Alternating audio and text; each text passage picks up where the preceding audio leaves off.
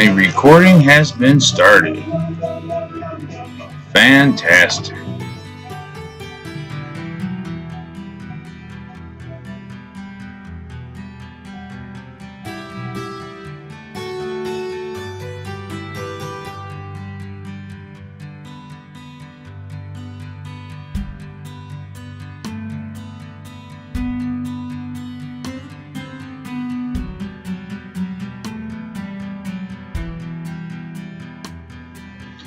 Welcome back. We're off and running. We're here at the Munich Security Forum on STFN Reports.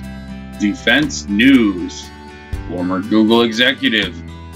AI movie death scenarios 1 to 2 decades away. We're talking Terminators here. This story was reported by Daniel Sabule 1 day ago. Today being it's the 2nd of March. Washington. Rapid advances in artificial intelligence, fake intelligence, and military robotics have some concern that the development of the Terminator-like robots will be humankind's downfall.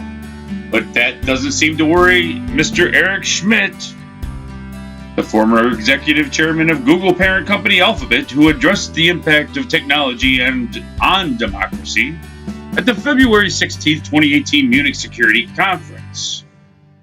You know, Mr. Schmidt stepped down from Google's parent company, Alphabet, soup. And you know what you get with soup? You get a lot of chunks and residue. Well, his residue is staying behind, and he's building chunks at the next factory.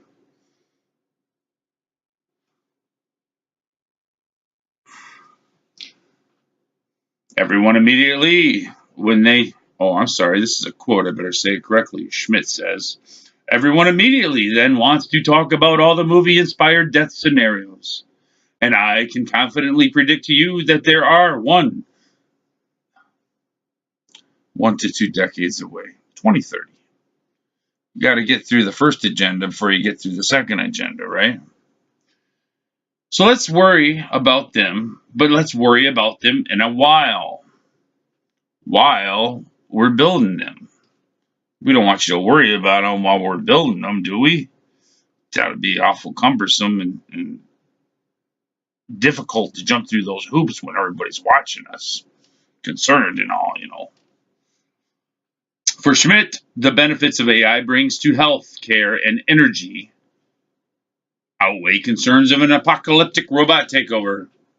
When pressed a second time about the ability of creators to stay in control of the technology, which is what Elon Musk is concerned with. He wants to put the chip in your head. Eric wants you to be complete cyborg. He's building the bodies. He wants your consciousness. When pressed a second time about the ability of creators to stay in control of this technology designed to far surpass human intelligence, once again, I've been fighting with these laptops for 2 days now, getting one program to work and another one doesn't. This shit ain't taking over. A little spray paint. You've been watching too many movies. Let me be clear. Humans will remain in charge of AI, or fake intelligence, for the rest of time, he asserted. The other point is that I want to remind everyone these technologies have serious errors in them, and they should not be used with life-critical decisions, or possibly life support, or trucking, transportation, mail delivery, drones. So I would not want to be in an airplane, once again, where the computer was making all the general intelligence decisions. However, the pilots, once they get to 30,000 feet, apply the computer to run the plane. The plane! I see the plane! Love boat. Dun, dun, dun, dun, dun, dun. The technology is just not reliable enough. There are too many errors in its use. It is advisory. It is advisory. It is advisory.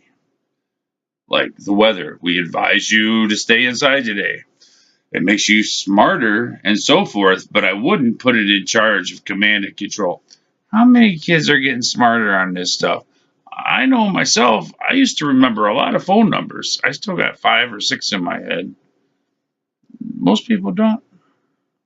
Nope. You stop using it, you forget how to use it. Start writing in those little notebooks every day, and then you don't have to rely on that thing up in your pumpkin. Well, it all leaks out the bottom, and you got to rely on this shit that's only advisory. Just ask them who Jesus is. For example, China is pushing full steam ahead with its entire nation of AI programming, and the country plans to become the world's leader in the field by 2030. It's a national program, as I understand. This would be Schmidt speaking. What that means in China is that there will be hundreds of thousands of engineers produced and trained in this. There is no analogous United States or European doctrine, and we need to have one, Schmidt noted. I probably didn't say that word correctly, but you can pronounce it. Deputy Secretary General of NATO, Rose Molar, who also spoke at the conference, noted concern among alliance members about such 21st century threats.